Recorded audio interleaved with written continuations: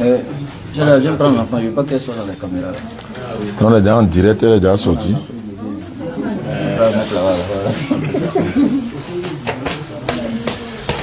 Les gens sont continués. Je suis déjà en direct. Ouais. Assalamu alaikum wa rahmatullahi wa barakatuh. Ceux qui nous suivent à travers le monde, aujourd'hui vendredi le 7 juin, n'est-ce pas, 2024. Je crois que nous sommes le 3 ou le 4 de l'Hijjah 1445. Voilà, et grand salam à tous ceux qui sont au pèlerinage de cette année 1445 de l'Égypte. Alhamdulillah, wa salatu wa salam ala rasulillah. Nous sommes dans la Bagoué, hein, précisément à Tengrela. Tengrela, c'est aussi dans la Bagoué. Nous sommes en visite des familles. Venez saluer les parents. Et puis, par ricochet, beaucoup de personnes savent que nous sommes là. Ils veulent profiter aussi de l'occasion pour essayer d'échanger avec nous. Nous avons la visite, Inch'Allah, ici en famille. Comme vous le savez, Ibrahim de la Bagoué, c'est mon frère. Donc, on profite pour saluer la famille, visiter la famille. Mais en même temps, les jeunes de l'AMC, section Tengrela, ils nous ont maratapé en fait. Voilà, c'est ce que ça veut dire. Quand ils ont vu la voiture passer, ils disent non, ça là, on va venir profiter avant l'heure de la Salat Jumu'ah pour nous poser des questions. Et actuellement, ceux qui sont au pèlerinage sont déjà à la mosquée. La mosquée est déjà peut-être pleine même. Parce que quand on est au pèlerinage, à partir de 8 heures déjà, il faut te rendre à la mosquée. Sinon, pour avoir place, c'est un peu compliqué. Mais bon, qu'Allah accepte le pèlerinage de tous ceux qui sont là-bas, Inch'Allah. On ne va pas trop durer. Et puis, par ricochet, je profite de l'occasion pour vous dire, Inch'Allah, la DDS sera à Korogo. À Korogo, Inch'Allah, le dimanche 9 juin, de 16h à 18h. Dimanche 9 juin, de 16h à 18h, au jardin public de Korogo. Inch'Allah. Au jardin public de Korogo pour une conférence ou débat. Il y a quelqu'un qui se fait appeler le scanner des écritures sur TikTok. Il fait beaucoup de bruit. Je répète, il fait beaucoup de bruit. Donc, il dit qu'il est à Korogo, il ne peut pas aller à Abidjan. Non, on peut pas. Non, non. Korogo, c'est notre zone. La Bagoué, au nord, là, c'est chez nous, par la grâce d'Allah. Donc, le jour où il serait à Korogo, je vais les inviter pour qu'ils viennent nous prouver, selon ce qu'ils ont dit. Selon eux, ils veulent prouver que Allah n'est pas le véritable créateur des cieux de la terre. En d'autres thèmes, et le thème qu'ils ont choisi, la divinité d'Allah. Vous savez, ils sont beaucoup sur les réseaux sociaux, qui font beaucoup de bruit sur ce thème-là, la divinité d'Allah, divinité d'Allah, divinité d'Allah. On l'a appelé, il a accepté de venir avec son groupe. S'il a fui, il veut que vous soyez témoins. Il s'appelle Scanner des Écritures selon lui. Il fait bruit sur TikTok. On va se croiser, Inch'Allah, le dimanche, 16h-18h, au jardin de Korogo. Nous serons là par la grâce d'Allah. Et après la conférence du jardin de Korogo, le même dimanche, maintenant de 20h à 22h, Inch'Allah, nous serons au campus Peleforo Bon Koulibaly de Korogo également. Il y a des jeunes AM6 également qui nous ont invités pour que nous soyons là pour, n'est-ce pas, donner une conférence là-bas. Mais la DDA au grand complet sera à Korogo très prochainement. Donc notre passage du village pour aller à Abidjan ou dans la visite que nous sommes dans le nord, c'est pour préparer en même temps le terrain. Donc dans la préparation du terrain, on fait des petites conférences et tout ça. Sinon la DDA au grand complet n'est pas là. Mais nous serons là, Inch'Allah, peut-être avant la fin de l'année. Et pendant que nous sommes dans la Bagoué ici, quand on sera à Korogo, on va profiter pour préparer le terrain. Là, en ce moment, que ce soit Ismaël Aka, Ibrahim de la Bagoué, tout le monde, nous serons là, Inch'Allah, par la grâce d'Allah. Cela étant, on va laisser la parole au frère. Tu vas te présenter et puis tu vas poser ta question, Inch'Allah. Allons vers lui. Voilà, il est ce qu'il a fait du Rakana pour un temps. Salam alaikum. Wa alaikum salam wa rahmatullahi wa barakatuh. Ibrahim, jugumante comme bon silamɛya la a ka mɔgɔ kan k'a ɲɛɲini quoi. A bɛ ten. Comme bon an ka kamalen dɔ bɛ yen ale tun bɛ fɛ ka muso dɔ furu bon ala parents ko a ma ko non muso ni ko Jean o tɛ furu kɛ ɲɔgɔnma ye quoi ko parce que olu ye Jean numu ye dɔ nu ye fulaw ye bon e ka ye ko dɔ ye an bɛ se k'a kɛ laada ye bon y'a sɔrɔ ni diinɛ tɛ kelen quoi voilà n bɛ fɛ k'o ɲininkali n bɛ fɛ k'o tɛnku karamɔgɔkɛ la inchallah a b'an kunna walo la quoi n'o basi kɔni tɛ. D'accord, micro di ale bɛna réponse di ne bɛna à fort français là pour qu'on puisse comprendre inchallah. Le frère pose la question de savoir il y a des situations par exemple on dit telle ethnie ne peut pas marier telle ethnie, les forgerons ne peuvent pas marier les griots, etc., etc. Et ça pose beaucoup de problèmes hein, au niveau des enfants qui n'arrivent pas à se marier. Est-ce que selon l'islam ou encore que dit l'islam, Inch'Allah ta'ala. Salam alaikum, bismillah. Wa alaikum salam wa rahmatullahi wa barakatuh. Bon, c'est une très belle question. D'abord, en islam, vous devez savoir, bon, français. Ouais, il va comprendre français, il n'y a pas de problème. Ok, d'accord. En islam, il n'y a pas ces histoires-là en islam. Voilà, dit que l'autre est de telle ethnie, je suis de telle ethnie, on ne peut pas faire mariage. Ce sont des traditions qui ont été instaurées par nos ancêtres. Voilà, des coutumes que l'être humain lui-même s'est fixé ou a fondé ici. Mais ça n'a rien à voir avec la parole de Dieu. Voilà, seulement en islam, il y a des critères. Une fois que les critères sont déjà complets, on fait le mariage sans problème. Par exemple, ici, Allah il dit dans la sourate 30, sourate Rum, à partir du verset 22, wa min ayatihi, il dit parmi ces signes, khalqus samawati wal ard, il a créé les cieux et la terre. Wa ikhtilafu alsinatikum.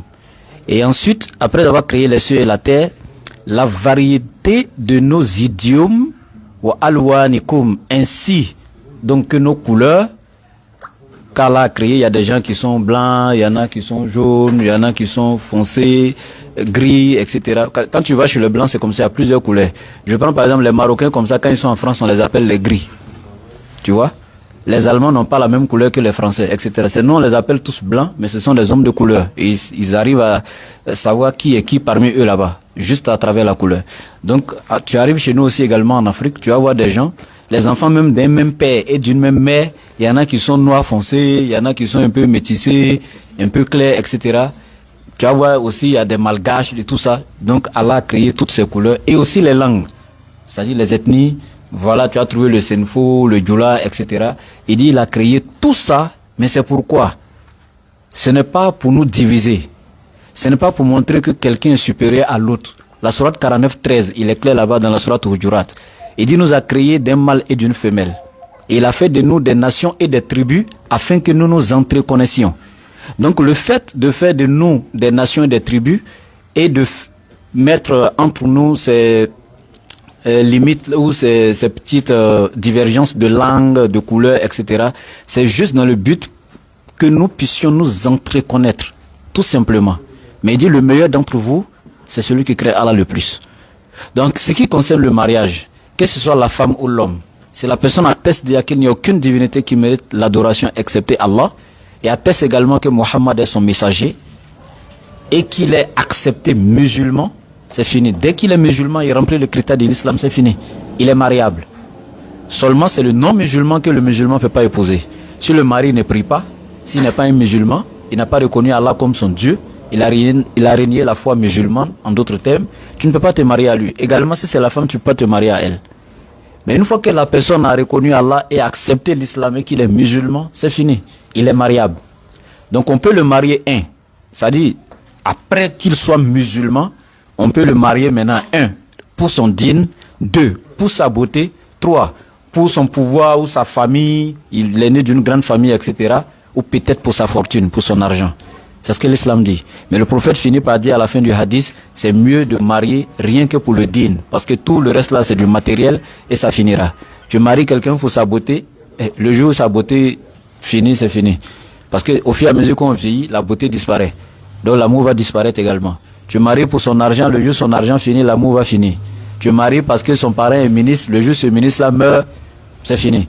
Donc marier la personne pour son dîn, c'est avec ça que la personne mourra. Voilà, donc c'est ce qui nous a été dit en islam. Voilà, je m'arrête là. Merci bien. Prochaine question. Le frère avait levé l'index, sinon le doigt, pour pouvoir poser sa question. Voilà. Donc,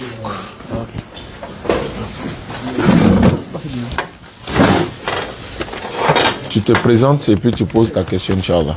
Salam alaikum, Cheikh Frère. Salam wa rahmatullahi wa barakatuh.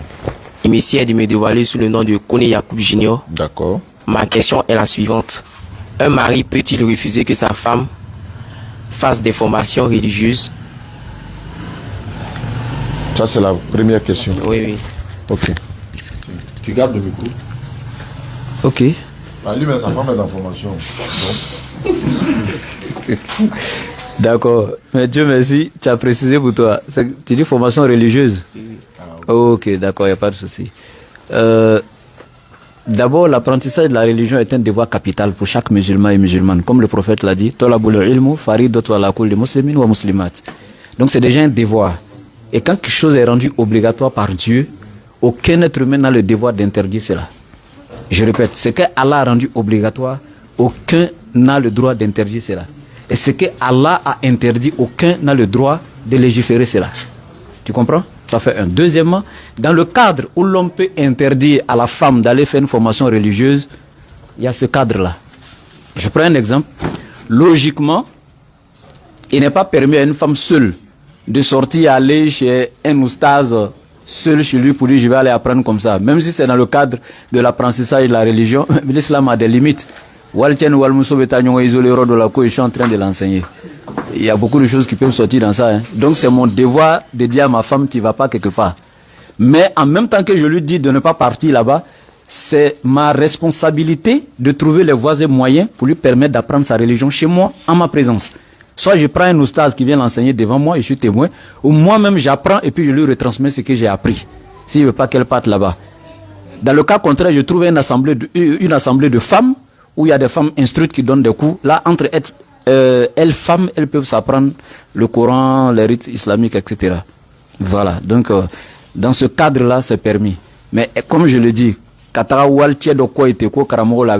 non, en islam, ça c'est même pas permis. Non, faut maram doikei. Est-ce qu'on se comprend? Oui, oui. Voilà, donc merci. Ok. Bismillah. Tu donnes le micro à quelqu'un d'autre qui veut poser la question. Parce qu'on n'a que 45 minutes pour... Salam alaikum, chef. Je réponds au nom de Ouattara Founigé. J'aimerais savoir comment Oussaz Diané fait pour mémoriser. C'est une question. Comment Oussaz Diané fait pour mémoriser tous les écritures qui se trouvent dans le Coran ainsi que dans la Bible? Ah, ça c'est ma question, ça c'est moi-même, ça c'est que, alhamdulillah, wa salatu wa salam ala rasulillah. Il n'y a rien d'autre derrière si ce n'est la grâce d'Allah. Ça là, il n'y a pas autre chose derrière. Mais en même temps, d'abord, je n'ai pas mémorisé tout le Coran ni toute la Bible. Il y a les versets essentiels pour la da'wah et au fur et à mesure, on essaye de faire des efforts pour mémoriser d'autres versets. La grâce d'Allah, il donne la grâce à tout le monde. Quand tu remarques que tu as une capacité dans un domaine là, il faut développer. Moi, je suis jamais allé à l'école. J'aime pas en parler, mais je suis jamais allé à l'école. Et quand j'ai constaté que j'ai une capacité de mémorisation, j'ai commencé à développer en même temps. Ma femme est témoin. Quand je l'ai mariée nouvellement, elle pensait marier un fou. Parce que je parle seul beaucoup en fait. Même ce matin, j'étais en train de parler seul, moi seul. Je parle, je répète, je parle moi seul. Je me pose des questions. Il faut que je trouve la réponse, il faut que je trouve le verset. Donc c'est une méthode que j'utilise. Et puis en même temps, je m'inspire beaucoup de docteur Zakir Naïk. C'est vrai que c'est le docteur Abdelmajid qui m'a inspiré, qui continue de m'inspirer, mais de Zakir Naïk par rapport à la mémorisation. Quand tu regardes Zakir Naïk, tu es impacté. Lui, il a mémorisé les hadiths, il a mémorisé le Coran, il connaît les chiffres, il connaît les lettres. Ce n'est pas la mémorisation, mais c'est connaître les chiffres en fait. Ça c'est 1. 2. Allah dit dans le Coran, Surat 3, verset 160, il dit, quant à ceux qui luttent pour notre cause, nous les guiderons sur nos sanctuaires et Allah est en vérité avec les bienfaisants. Donc, il dit, si vous faites triompher la cause d'Allah, Allah vous fera triompher, il raffermira vos pas.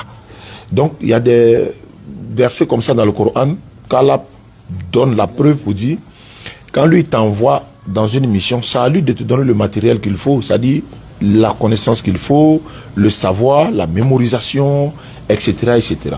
Donc c'est une méthode que moi je mets en place moi-même quand j'ai constaté que j'ai une capacité de mémorisation, et il y a un temps pour la mémorisation également.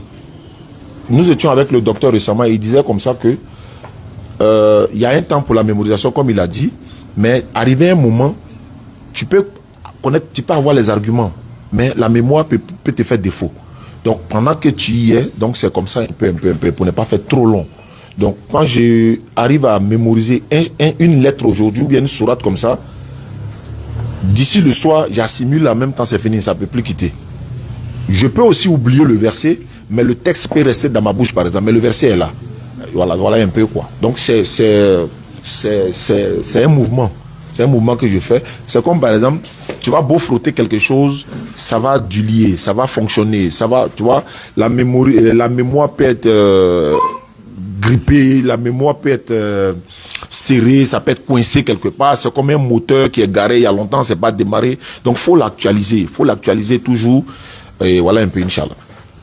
Non, sur la même question. Il se trouve qu'il y a des versets dans le Coran qui sont un peu cachés.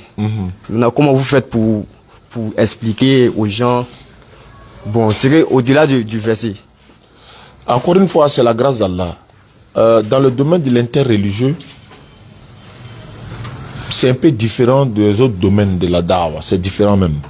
Donc nous, certes, on fait des recherches, on continue de faire des recherches. Quand on ne connaît pas, on dit on ne connaît pas. Et en même temps, on se réfère aussi beaucoup aux imams, à nos dévanciers qui sont dans le domaine. Mais en même temps, c'est un domaine complémentaire. Quand je dis c'est un domaine complémentaire, je suis à côté d'Ibrahim ici, il se met la capette là, malgré que c'est mon fils, c'est mon élève, il donne souvent des arguments que moi je prends et puis il ajoute sur pour moi.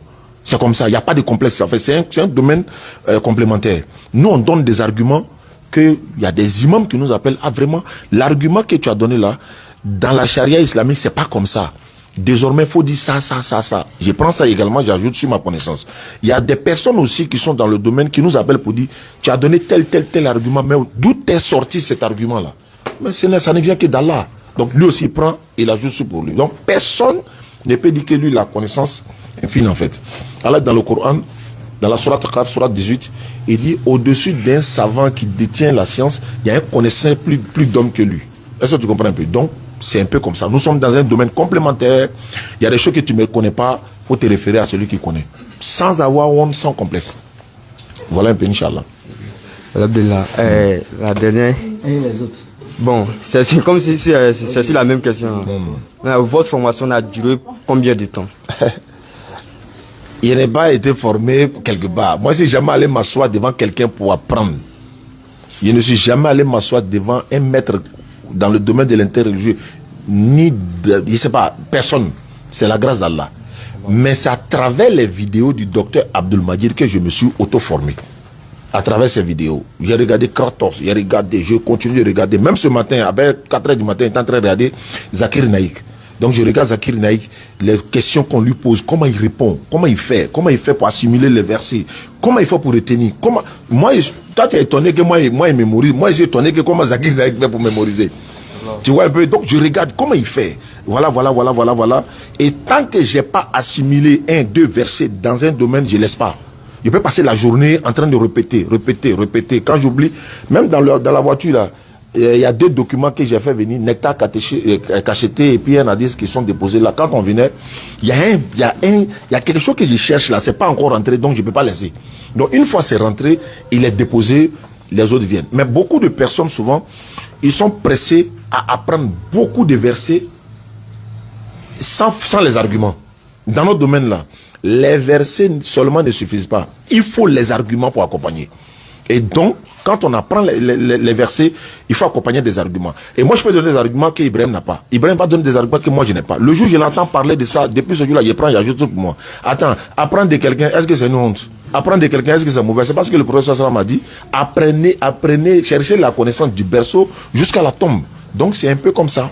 Donc, on ne fait qu'étudier, on ne fait que s'actualiser. Et puis, de deux, dans le domaine que nous sommes, nous anticipons sur des questions qui ne nous ont jamais été posées. Là, quand la question vient comme ça, là, tu es à l'aise en même temps. Quelqu'un vient te dire dans le Coran, il y a des contradictions dans le Coran. Pour lui, c'est une bombe, il a découvert. Alors que la bombe, là, s'explose dans sa propre main.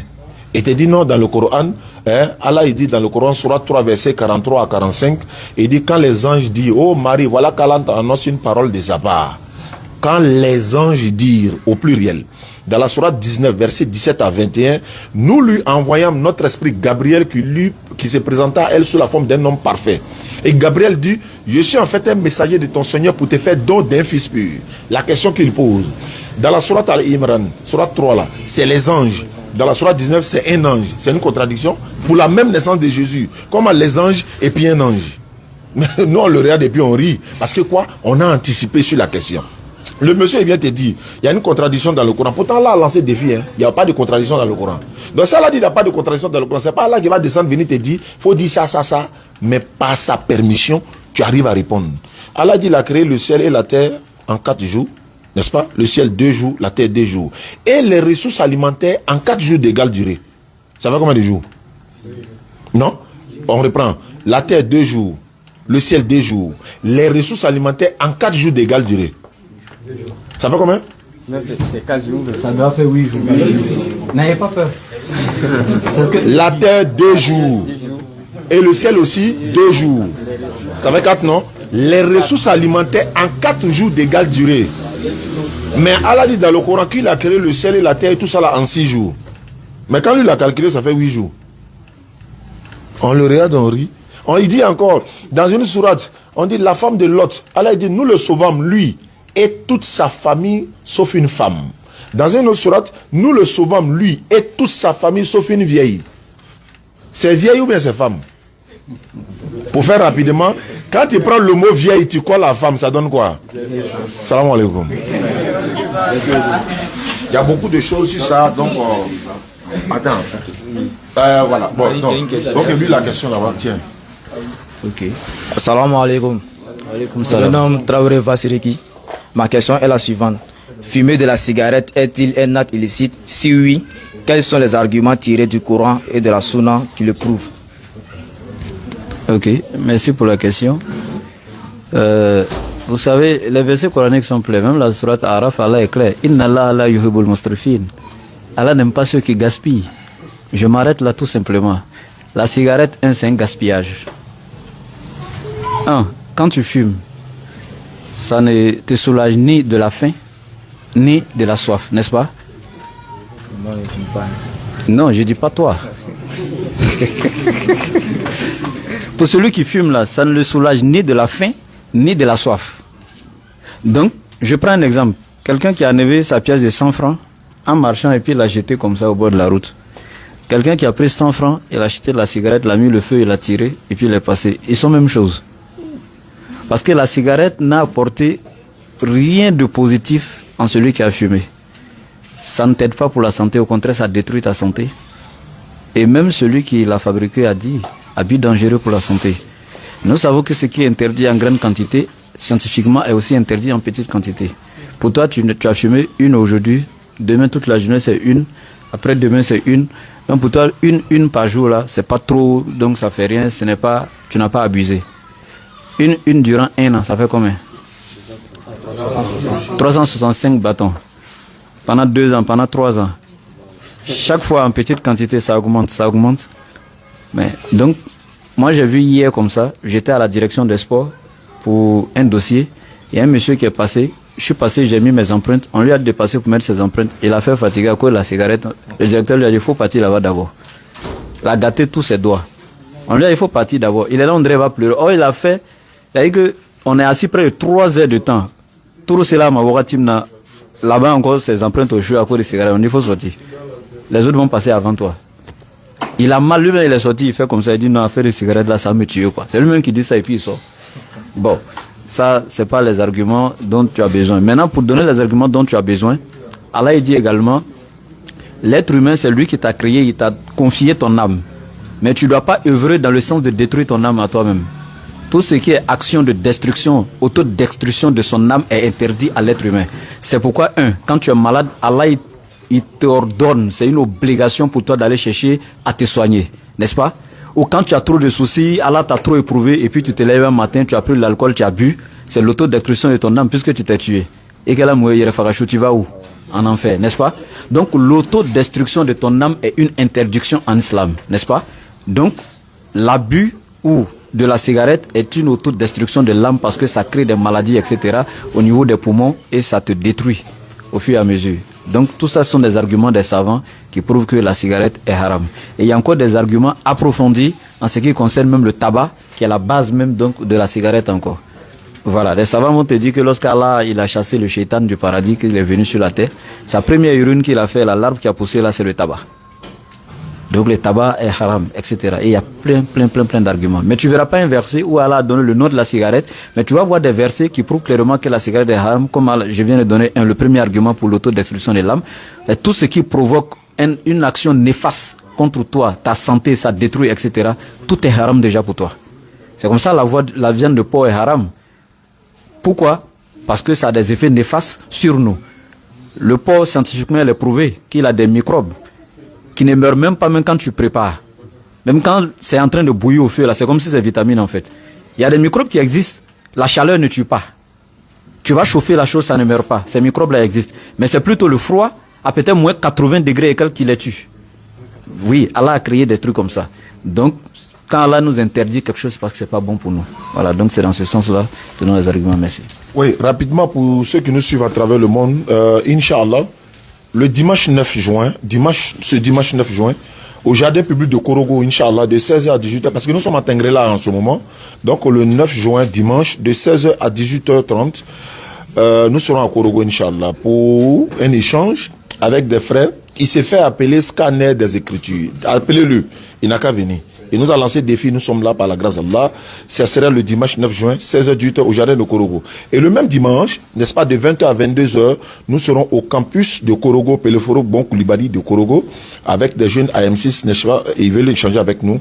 Et quand on retourne à Abidjan, la DDS sera au grand complet dans une tournée, Inch'Allah, dans le nord, dans les jours à venir. Salam alaikum, au prochain.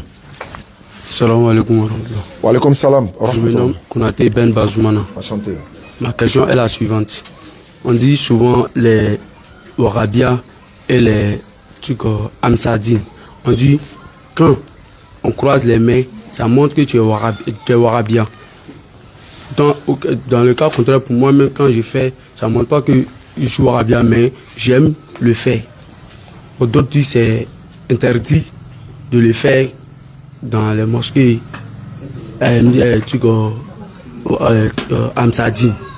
J'aimerais savoir si c'est interdit dans le Coran aussi. Bon, la question, il ne fallait pas la poser et puis identifier ou nommément citer quelqu'un, un groupe. Non, tu peux poser la question sur le fait de croiser les bras ou pas dans la prière et puis on t'apporte le jugement islamique dessus. Mais nommer quelqu'un Amsardine, Wahhabia et tout ça, c'est frustrant, n'est-ce pas? Voilà, donc on ne fait pas ça en islam. Voilà. Et ce que je peux dire à ce niveau, attraper la main, laisser la main n'annule la prière en aucun cas. Les actes annulatifs de la salat, pour ceux qui ont étudié un peu le cours de fiqh, de jurisprudence sur la prière, les actes annulatifs de la prière, tu ne verras pas attraper la main, gâte la prière, laisser la main, gâte la prière dedans. Dans toutes les kitabs de jurisprudence. Ça va? Amsadine que tu as cité, moi j'ai écouté des prêches de son premier leader qui est Idara, où il a été clair également. Lui n'a jamais interdit à quelqu'un dans les mosquées en Sardine de ne pas croiser les bras. Je n'ai jamais entendu ça. Parce que lui-même il a dit dans son prêche que Boromne Borodjigi, quoi acheter, c'est le tien. Et lui, voilà, c'est pas son problème. Donc dit qu'il a interdit ça, ce serait une première fois pour moi d'entendre. Mais ce que je peux dire, il y a des savants enracinés dans notre religion qui sont des références également de notre religion, qui ont prouvé, démontré par A plus B, que le fait de ne pas attraper la main dans la salat n'a pas d'impact négatif sur la prière. Il y a aussi des savants aguerris qui disent que attraper la main les mains dans la prière, croiser les mains dans la prière, c'est la sunna des prophètes et c'est comme ça que le prophète même faisait quand il priait. Chacun a ses arguments. Et donc, nous, on ne peut pas venir voir un groupe de ces savants pour dire c'est lui qui a raison, c'est l'autre qui a tort. Non. Non, on ne peut pas, en tant qu'élève, apporter un jugement entre les savants. Voilà, c'est Allah seul le jour de Yawm al-Qiyamah qui pourra dire qui a raison ou pas. Mais en même temps, sache que cette divergence, comme j'ai dit, n'a pas d'impact négatif. Toi qui as laissé tes mains, ta prière est valide. Toi qui as attrapé pour ta prière est valide. Pourquoi? Parce que ce sont des divergences qui sont en islam, mais qui ne touchent pas le dogme islamique, qui n'annulent pas donc l'adoration. Voilà, et tout ça, ça fait partie des rahmans d'Allah. Et les savants même le disent, il y a plein de divergences entre les musulmans, mais tout ça, ce sont des rahmans. Je prends ceux qui disent par exemple qu'ils sont malikites. Est-ce qu'ils savaient que dans l'appel de la prière même, quand on commence par l'azan même déjà, dans le rite malikite, je vois beaucoup de malikites ici qui ont échoué. Parce que le nombre de fois qu'on fait Allahu Akbar, Shadon la ilaha illallah, 4 fois Allahu Akbar. Mais je vois des gens qui disent qu'ils sont malikites, ils font 2 fois et puis ils avancent. Donc, tout ça, ce sont des choses, c'est la méconnaissance de ces choses-là, mais ce n'est pas des choses qui annulent la solat. Merci. C'est bien clair. Bismillah. Salam alaikum. Wa alaikum salam. Je réponds au nom de Dembélé Suleiman. D'accord. Bon, ma question est la suivante. Souvent, il y a eu parfois que nos parents nous confient des tâches. Et ces tâches coïncident avec l'heure de la prière parfois. Bon, faut-il laisser ces tâches pour aller prier ou encore faut-il finir les tâches pour aller prier, d'abord avant d'aller prier? Je pense que le père lui-même qui te donne les tâches là, il prie aussi, non? Ou bien moi. Lui aussi il prie. Donc si lui il va te donner une tâche à l'heure de prière où il doit dire à son enfant même allons-y prier, ça devient compliqué. Mais si on te donne une tâche à l'heure de prière, je pense qu'il faut faire la prière d'abord et puis la tâche doit venir après normalement. Si on dit d'aller par exemple payer huile à la boutique, boutiquier lui fait pas haut, alors que l'heure de la prière passe.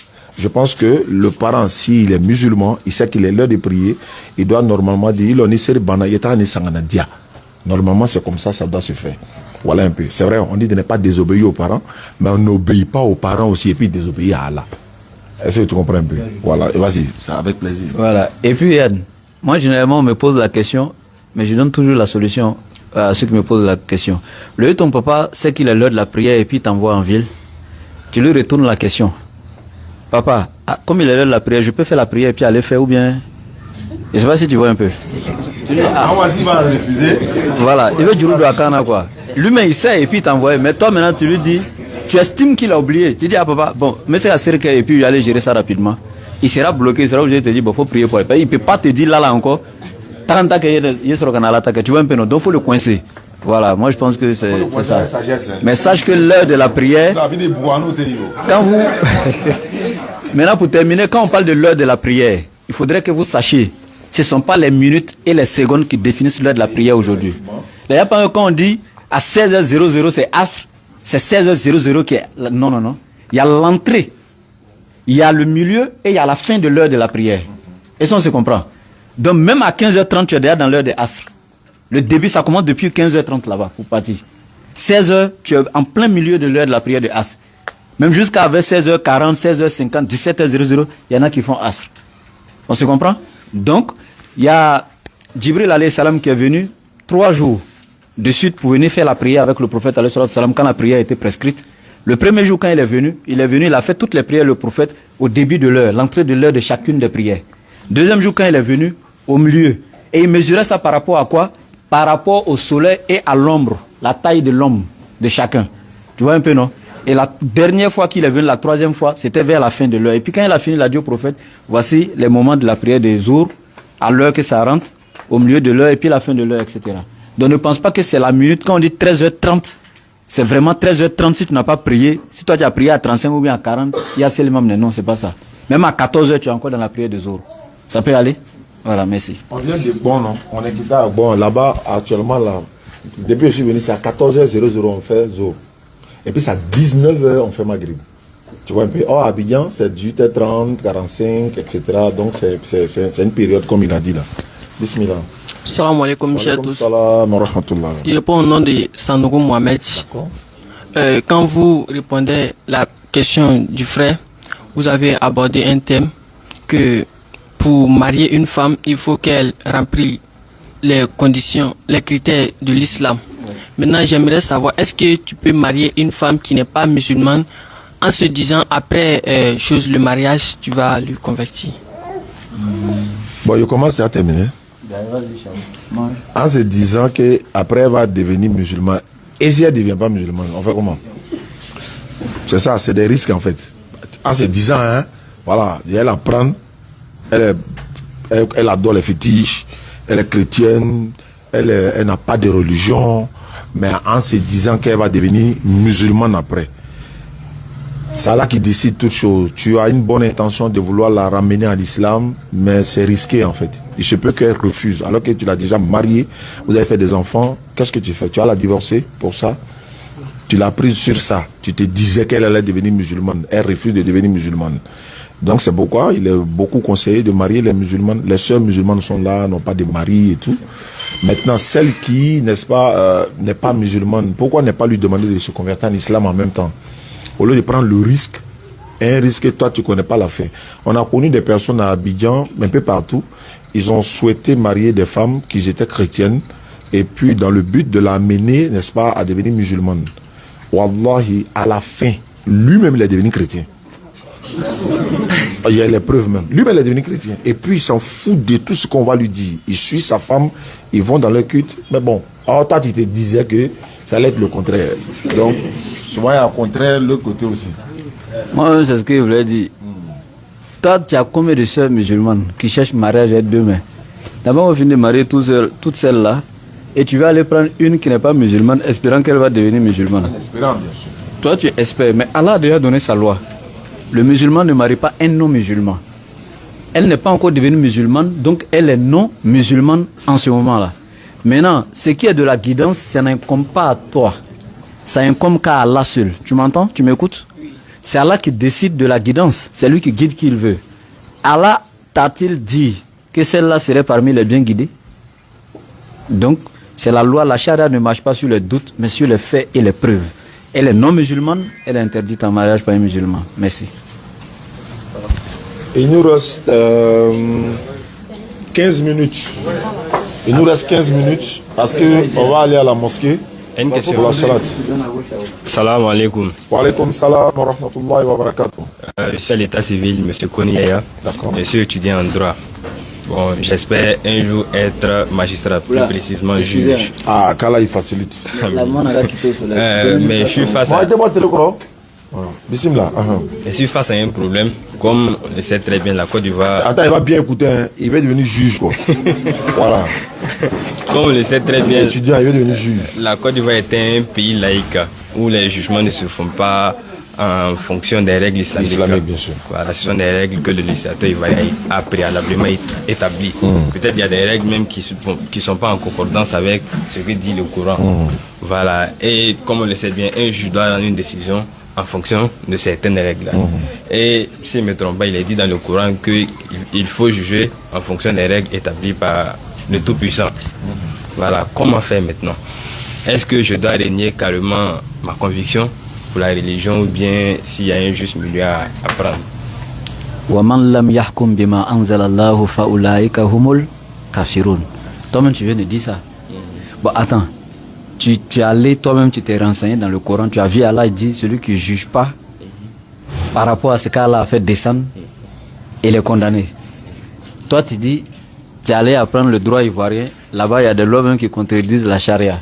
Toi-même, tu as vu ça aussi. Maintenant, tu veux mettre ton piment dans ma bouche. Pourquoi? Voilà pourquoi il t'a donné le micro. Non, j'aimerais avoir plus d'éclaircissement. Bon, en fait, je sais très bien, malgré que c'est une loi humaine, mais elle n'est pas... Je sais qu'au tribunal, c'est lui-là qui a volé, c'est lui-là qui est victime. La loi au tribunal ne va jamais te dire de libérer le voleur, et puis condamner la victime. N'est-ce pas? N'est-ce pas? Donc, malgré que c'est une loi humaine que nous, on a établie, mais elle va dans le bon sens quand même. Faut pas, on va se voiler la figure. Mais il y a des lois humaines qui... Maintenant, c'est toi qui donnes maintenant cette loi-là. Par exemple, dans la loi sur le mariage, Oui. La bigamie est une infraction. Oui. Quelqu'un qui épouse plus d'une femme Oui. risque même d'aller en prison. Oui. Pourtant, dans le Coran, il est dit qu'un homme peut épouser jusqu'à 4 femmes. Oui. Voilà, dans ce cas-là, par exemple, quelqu'un qui commet une bigamie, le juge musulman doit-il le condamner ou pas? Justement, la loi que toi tu appliques là, dans ton tribunal, là, cette loi a condamné la bigamie, non? Donc il est condamnable selon cette loi. Mais Dieu dit que quelqu'un peut épouser jusqu'à 4 épouses. Effectivement, c'est une liberté dans la religion. Maintenant, toi, qui es allé, maintenant tu sais que dans la loi de Dieu, on doit juger selon ce qu'Allah a dit là. Et puis dans la loi de Dieu, des êtres humains là-bas, tu vas condamner la personne. C'est-à-dire que tu as interdit quelque chose qu'Allah lui a autorisé. Et puis de sur quoi, non seulement tu lui as interdit ça, mais tu l'as condamné même pour ça. Il a pris une peine là-bas. Maintenant, moi, de toi à moi, de faire quoi ici là? Je sais pas, de toi à moi, tu veux qu'il fasse quoi? Non, toi, tu sais. Non, en fait, il sait. Il sait. Il n'a qu'à prendre, faut appliquer, faut prendre côté charia islamique là en même temps. Mais il ne peut pas appliquer ça là-bas. Est-ce que tu vois? Bon, je te coupe ça court. Je te coupe ça court. Je te coupe ça court. Hein? Dans ce genre de cas-là, tu renvoies l'affaire à un autre tribunal. N'est-ce pas? Voilà, j'ai vu des juges musulmans comme ça.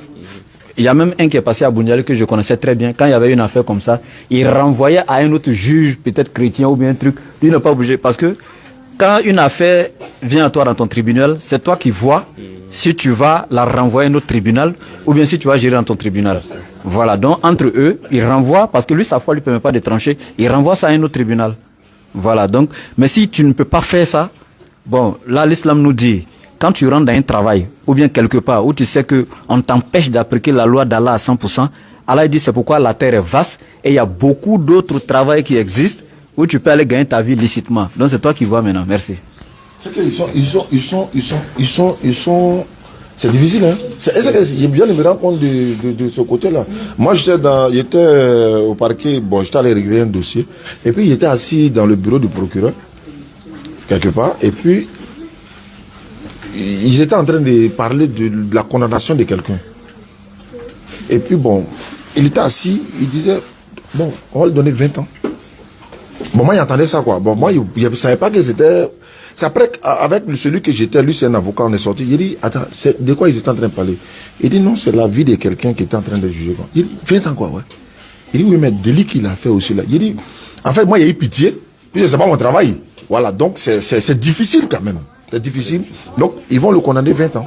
En fonction de l'acte qu'il a posé. Parce que je ne sais pas l'acte qu'il a posé. Peut-être qu'il a tué des gens, peut-être qu'il a commis. Donc le monsieur est obligé de le condamner puisque c'est la loi. Mais là, étant musulman, si tu veux vraiment la pratiquer dans ce contexte-là, ça serait quasiment difficile. Mais il y a des juges musulmans. Je pense qu'il faut te référer à ceux-là aussi. Ceux qui sont déjà juifs et puis sont musulmans. Comment ils font? Ils peuvent te donner des solutions. Inch'Allah. Bah, ici, là, non, on ne peut pas trancher. Salam alaikum. Wa alaikum salam wa rahmatullah. Moi, je parle en Julien. À Fort du Lacana, Amé Tengrelali. Usazo. Non. Papa, il est là, Karamogolan. Il est à tout ce qu'il dit, tu fais quoi. Tu pries pour lui. Genre, tu le vois même ce qu'il fait là, tu le crois quoi. Voilà. Mais souvent là, ni nana ce qu'il faisait et puis il faisait pas là. Hein? Et puis, forme tu bilan, ça diminue. Tu peux faire quoi pour amener ce poids-là? D'accord. Effectivement, ça arrive. Niki Jigila Doka. Voilà, surtout Dinenyamoko, Akeka Jiga Koulouli là. Tu as tellement confiance à lui. À cause de sa foi. Et puis, tu as vu ça en lui. Tu viens de découvrir un jour que lui-même n'applique pas ce qu'il dit. Avec ce gars, je me alimenter quand c'est naturel. Mais en même temps, ce que tu dois savoir très rapidement, c'est que Dina Nyamoron et tout la minan, allez tate Dina. Ça fait un.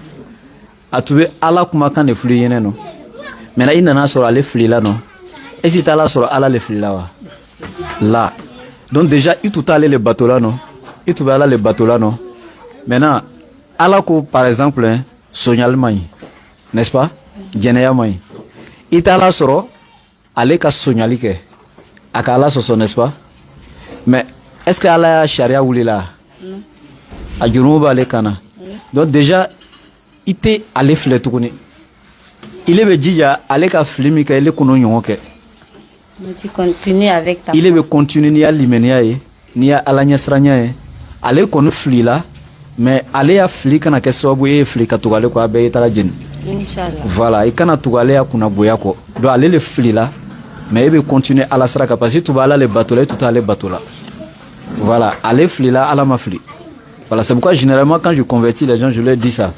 Tu es devenu musulman, apprends auprès des musulmans. Mais en même temps que tu apprends avec les musulmans, sache que l'islam est parfait mais les musulmans ne le sont pas.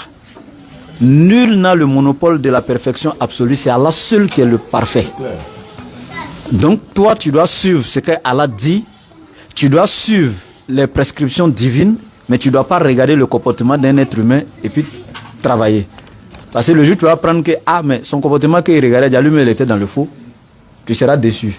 Et cette déception peut détruire ta foi. Voilà. Donc chaque fois que tu vas derrière un oustaz et puis il te dit, Niketa, demande-lui de te montrer gentiment la preuve dans les écritures divines. Moi, je suis comme ça. Dès que tu me dis, Sharia, je dis, bon, tu peux me montrer, c'est écrit dans le Coran, mais dans la Sunna. Tu dois me montrer la preuve. Quand moi-même je vois la preuve, il y a la confirmation, je marche dessus. Mais tu me dis, non, c'est qu'il y a su, et puis tu rentres dans des philosophies, j'ai pas vu une preuve dans la loi de Dieu, moi je ne te suis pas. Voilà, merci. Bismillah, il nous reste 10 minutes. Okay. Non, il y a une seule qui a la question. Allons-y. Salam alaikum. C'est pas pour les questions. Non, ok. Sinon, c'est beaucoup. Hein. Allons-y. Salam alaikum. Wa alaikum salam wa rahmatullahi wa barakatuh. Je réponds au nom de Damele Fatimata. D'accord. Ma question est la suivante. En islam, existe-t-il des petits péchés et des grands péchés? Si oui, qu'appelle-t-on petit péché et qu'appelle-t-on grand péché? Oui, en islam, il y a des petits péchés, il y a des grands péchés. Et dans le verset 31, si je ne m'abuse de la sourate 4, Allah est clair. Et dit, si vous arrivez à vous éloigner des grands péchés que nous vous avons interdits, nous effacerons aussi vos méfaits, c'est-à-dire vos petits péchés. Moi, je vais laisser tomber ça. Donc, ce qui veut dire, il y a grand péché, il y a petit péché. Et Allah conditionne. Si vous arrivez à vous éloigner de mes grands péchés que je vous interdis, je vous pardonne vos petits péchés. Comme je viens de le dire tantôt, nul n'a l'attribut de la perfection absolue excepté Allah seul. Aucun être humain n'est parfait. C'est pourquoi le prophète, alayhi salam, dans les hadiths authentiques, il le dit, lui-même, il demandait pardon à Allah plus de 70 fois chaque jour. Il faisait recours au repentir 70 fois, malgré qu'il ne commettait pas de péchés. Maintenant, les péchés sont dans plusieurs catégories en islam. Comme j'ai dit, il y a les petits péchés, mais en même temps qui sont subdivisés encore. Il y a les grands péchés qui sont encore subdivisés. C'est-à-dire que tu as trouvé, il y a 70 péchés que les savants ont triés. Ils ont dit, voici les 70 grands péchés. Vous m'entendez? Oui. Il y a 70 péchés qui ont été sélectionnés, appelés Al-Kebaïr. Il y a même leurs kitab qui sont choisis par les savants comme les 70 grands péchés en islam. Et parmi ces péchés, ils sont encore subdivisés. Il y a encore 7 autres qui sont choisis, qui résument tous les autres. Et même il y a des hadiths authentiques du prophète sur ça. Maintenant, de quoi on parle quand on parle de grands péchés? Le premier plus grand péché de l'islam, c'est le shirk. Le fait d'associer une autre divinité à Allah dans l'adoration. Ça fait un grand péché par exemple. Par exemple, l'adultère, c'est un grand péché. La fornication. Par exemple, le meurtre, tuer quelqu'un. Pratiquer la sorcellerie. Tout ça, ça fait partie des grands péchés, la magie, etc. Maintenant, les petits péchés, ça peut être les péchés que tu commets non seulement dans l'ignorance, ça peut être par contrainte ou par oubli. Donc ça rentre dans le cadre des petits péchés. N'est-ce pas? Donc, ces péchés que tu as commis, par exemple, dans l'oubli, dans la contrainte, tu n'as pas fait ça intentionnellement. Par exemple, tu as menti. C'est un grand péché, le mensonge. Et même dans un autre hadith, le mensonge est comme maman de tous les autres péchés. Parce que c'est le mensonge que tu prends pour couvrir les autres péchés. Je prends un exemple. Un enfant qui sort pour aller commettre la fornication. Quand son papa lui demande, tu étais allé où? Est-ce qu'il va dire à son père, j'étais allé chez mon gars pour faire fornication? Non. Ah non, j'étais allé étudier à ma camarade. Tu vois, tu as utilisé le mensonge pour couvrir quoi? La fornication. Quand tu voles et puis on te demande, pourquoi tu as volé? Tu dis, c'est pas moi qui ai pris. Hein. Tu as utilisé le mensonge pour couvrir le vol. Donc c'est le mensonge que je prends pour couvrir tous les autres péchés. C'est pourquoi le mensonge est comme la maman de tous les autres péchés. N'est-ce pas? Mais tu peux mentir par contrainte. Et donc, je prends un exemple. Tu étais là, en visite chez ta grande soeur, dans son foyer. Tu es allé lui rendre visite, c'est un exemple. Et puis, par inadvertance, ta grande soeur a fait tomber la télé de son mari, s'est cassé en ta présence. Elle te dit, hey, petite soeur, je suis foutu aujourd'hui. Toi et moi, on va retourner mes bagages aujourd'hui. Parce qu'elle connaît le tempérament de son mari. Et réellement, s'il vient, il va la divorcer. Maintenant, toi, tu sais que si le gars là, il vient, va divorcer ma grande soeur. Et puis il arrive. Qui a cassé ma télé? Et puis la grande soeur dit, c'est ton enfant. Et puis le monsieur te demande, tu es témoin. C'est vrai?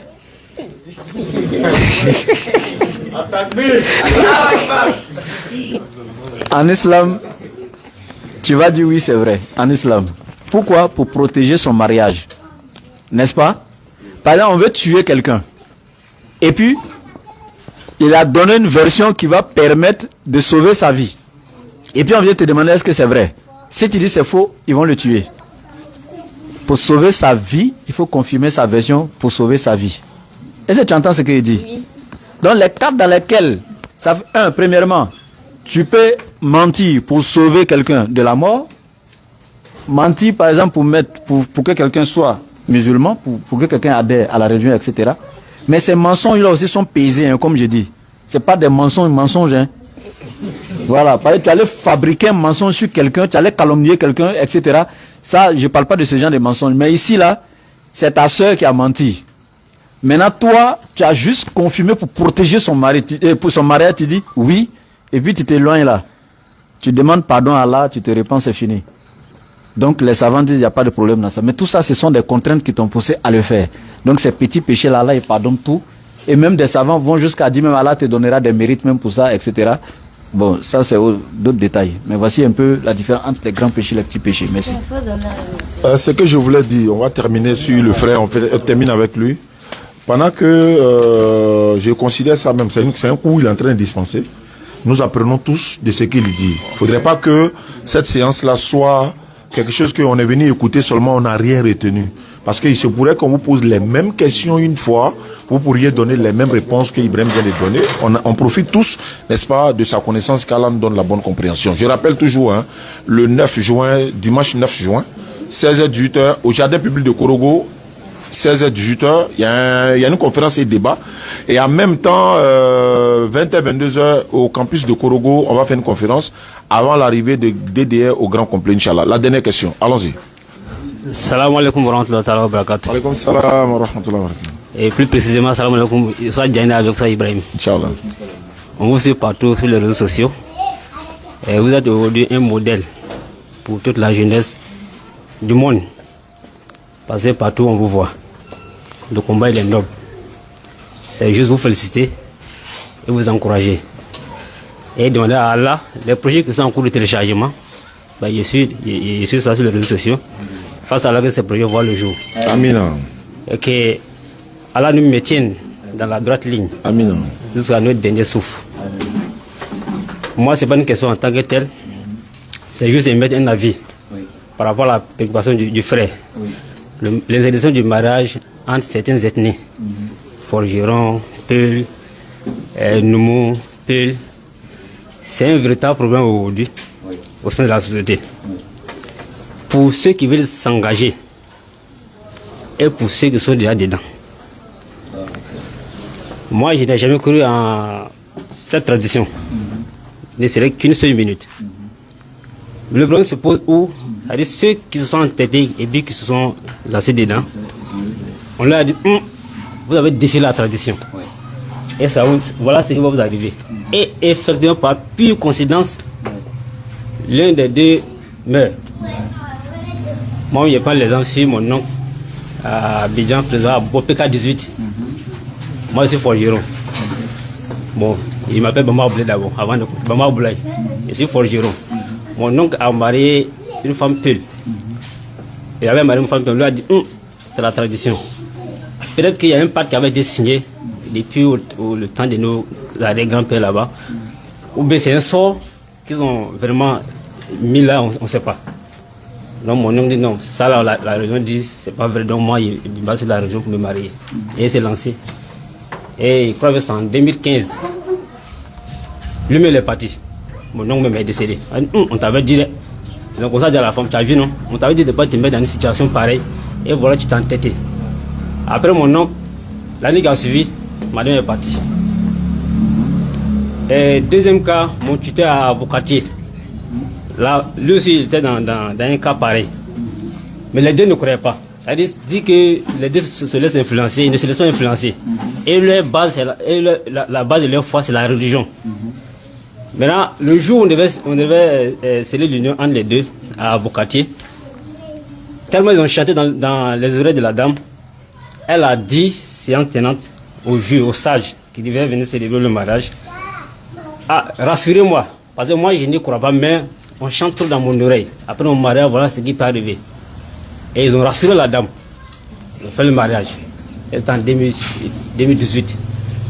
Un an après un accouchement, il n'y a rien eu, il n'y a pas d'hémorragie interne, externe, la dame est partie. On dit, monsieur, voilà, on t'avait dit, tu as tué l'enfant des gens, tu as défié la tradition. Donc moi je crois que peut-être c'est de voir au cours de vos interventions, essayer de sensibiliser un peu, recenser un peu ces jeunes gens qui sont dans ce cas-là, qui sont déjà mariés, et puis les rassurer davantage. Peut-être ça va permettre à ceux qui sont hésitants de ne pas écouter, puis se lancer. Que ce soit ça ou pas, les épreuves, c'est là dans la vie du croyant. Ça peut arriver à tout moment. Voilà, donc c'était un peu ça, la préoccupation. Ajouter un truc. Vous voyez, ce qu'il vient de dire, c'est une réalité. J'en ai vu des cas comme ça. Mais ce que je vais vous dire, la question qu'on doit se poser, est-ce que ces messieurs qui sont décédés avec leur femme là, s'ils n'avaient pas fait ce mariage, ils allaient mourir, oui ou non? Donc, voilà, pour les doués d'intelligence, je pense que c'est déjà compris. Donc, tu dois savoir par là que Allah dit dans le Coran, aucune âme ne sort si ce n'est avec la permission d'Allah. Et puis Allah il dit, quand ton jour arrive, aucune seconde n'est retranchée ni ajoutée. Ça, c'est un verset coranique clair. La yuakharu sa'atan wa la yastaqdimun, n'est-ce pas? Maintenant, si Allah a déjà dit, quand ton jour arrive là, aucune seconde n'est retranchée ni ajoutée, c'est qu'il veut dire, s'il n'avait pas fait le mariage à la même date, il allait mourir également. Est-ce qu'on se comprend? Voilà, merci. Et puis pour dire que, je viens, en fait, ça n'a rien à voir avec la religion, c'est la pure sorcellerie. Exactement. Voilà, c'est ça, il faut dire le mot. Ceux qui t'ont dit qu'en a et puis tu as fait là, au lieu de mettre d'abal qui là, c'est eux qui savent lancer sort, hein. Dès que même, ils vont se voir rapidement en 8 jours. Le prophète sallallahu alayhi wa sallam a marié toute catégorie sur des femmes pour nous prouver que oui, il peut marier ces femmes-là et tout. Ouais. Ils ont même dit que quand une femme qui perd son mari 2 fois, si toi tu l'as marié, le prophète a marié Khadijat, alors elle était veuve 2 fois, donc c'est la sorcellerie, ça n'a rien à voir avec la religion. Moi, mon oncle Bouakari Makadi, il a à San Pedro, ça fait près de 25 ans il est là. Alors, c'est la sorcellerie. Mais ni si ma ban, ça y a tes quais. Et puis ceux à qui on dit, si tu fais, tu vas mourir là. C'est comme quelqu'un qui a le sida. Et puis on lui dit, tu as le sida. Le fait de penser au sida là, le stress là, ça qui le tue. Il y a des gens qui ont le sida, ils ne savent pas, mais ils vivent normalement. Il y en a qui savent, mais la foi intacte fait qu'il n'a pas de problème, mais il prend les précautions. Si on te dit non, tu vas mourir, et le béto, hamina, yuka, tu vas mourir, on dit non, c'est ça. C'est faux et archi faux. C'est vrai que ces personnes-là meurent, mais c'est la sorcellerie. Et puis c'est Allah qui a autorisé, sinon il ne peut pas mourir, comme il a dit là.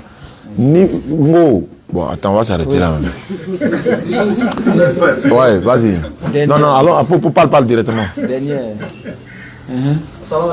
Wa alaykoum salam. Donne-lui, comme il a fait solide. Moi, je me nomme Sandro Dotemé Oumar. Bon, ici, comme nous sommes au nord, moi-même, je ne suis pas né ici, mais ici, c'est mon village.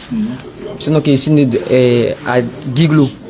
Bon, je suis arrivé ici en 2014, pour les coups. Bon, et la question, c'est la suivante. Parce qu'au nord, ici, très souvent, il y a des périodes d'adoration, des fétiches, des grands fétiches des villages. Bon, à ce niveau-là, il y a des cotisations. Est-ce qu'en tant que musulman, tu peux participer à ces cotisations ou pas? Lui-même, il a posé question, mais il doute. Il sait. Moi, tu sais que ça fait de ça qui a tué mes cousins au village chez nous, là, bon, là. Voilà, donc, voilà. Donc, ce que je peux te dire, on parle par 4 chemins. Ces cotisations-là, c'est pour aller payer ce que vous appelez dollar, le porc, l'adoration. Tous ces conneries vont aller tuer sur fétiche là, les bœufs qui vont égorger dessus les choses là. Tes 5 francs ne doivent pas rentrer dedans. Tu comprends français? Ça ne doit même pas rentrer dedans, donc on s'arrête là. Tu as déjà compris le français. Tu rentres pas dedans. Merci beaucoup. Il y a l'heure quoi. Donc, la question. On s'en va à la mosquée. Voilà. On vous a dit de profiter. Vous avez eu la chance, Inch'Allah. Merci à ceux qui nous suivent à travers le monde. On les lève la Salat Jumu'ah. On se donne rendez-vous, Inch'Allah, le... Attends, on en dirait d'abord. On se donne rendez-vous, Inch'Allah, le dimanche. Dimanche, à partir de 16h à Koroko, au jardin public. pour le débat. Il dit il s'appelle scanner des Écritures. On va le passer au scanner. Inch'Allah. Divinité d'Allah. Tu as venu prouver qu'Allah n'est pas créateur des cieux de la terre. On t'attend. On t'attend avec impatience même, Inch'Allah. De 16h à 18h le dimanche. Est-ce qu'il va venir même? On va voir. S'il ne vient pas, c'est pourquoi il dit en direct là. On t'attend, hein? On vous attend. Hein? Il dit viens avec son bon, on vous attend hein? Au jardin de Korogo, 16h, 18h, dimanche 9 juin. Et à 20h, de 20h à 22h, à l'université Peleforo, Bon Koulibaly, avec le jeune AM6 également qui nous invitait. Mais la DDR n'est pas là au grand complet. Vous avez la chance, Aka n'est pas là aussi. Mais Ibrahim de la Bago, c'est mon petit frère. Hein? C'est lui-même qui a laissé faire débat même, en temps normal. Pour ne même pas vous donner trop d'importance même. Mais venez, Inch'Allah. Donc merci aux jeunes. Merci d'être venus. Bon, c'est une première fois à Tengrela ici qu'on fait ça. Peut-être que ça ne serait pas la dernière fois. Moi, chaque année, je viens au village, Inch'Allah. Donc, quand on a l'occasion, on va organiser ça dans un espace bien grand. Inch'Allah, on va peut-être louer les sonos et tout ça, mais on va bien structurer. Quand vous êtes en contact avec Ibrahim, on viendra, vous allez poser des questions pour apprendre aussi sur votre religion. C'était la DDA à Tengrela. Je souhaite que ce soit en septembre, quand tu es venu pour un mois là. Ok, en septembre, non. Donc, on vous donne rendez-vous, Inch'Allah, en septembre. Voilà, donc, Inch'Allah. Inch'Allah, Nala Kansi Sama. Donc, préparez-vous dès maintenant. Dans le mois de septembre, Inch'Allah, on sera là. On sera à Bon, on va faire Bougnali, on va faire Bon, on va venir à Tengrela. Donc, commencez à vous préparer dès maintenant. Et puis, en même temps, on va aussi préparer une cellule de DDA ici. Vous qui êtes tous là, Ibrahim va structurer ça rapidement parce qu'il faut une base de DDA aussi. Vous êtes AM6. Nous, on est DDS, c'est la même famille. Le but, c'est de propager aussi le message de l'islam par la sagesse et la bonne exhortation. Donc, on est en collaboration. Voilà. Donc, merci beaucoup. Et que, salam alaikum wa rahmatullahi wa barakatuh.